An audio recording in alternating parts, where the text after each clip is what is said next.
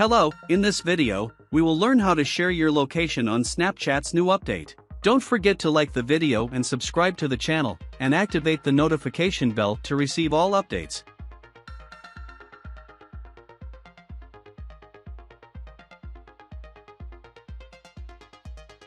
First, go to the chat of a friend or the group you want to share your location with.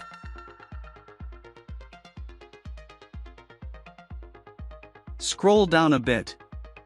Tap here to share my live location.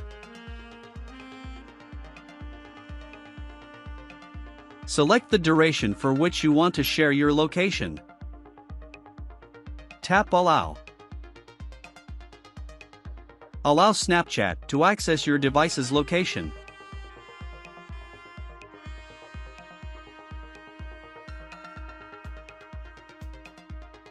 Go back.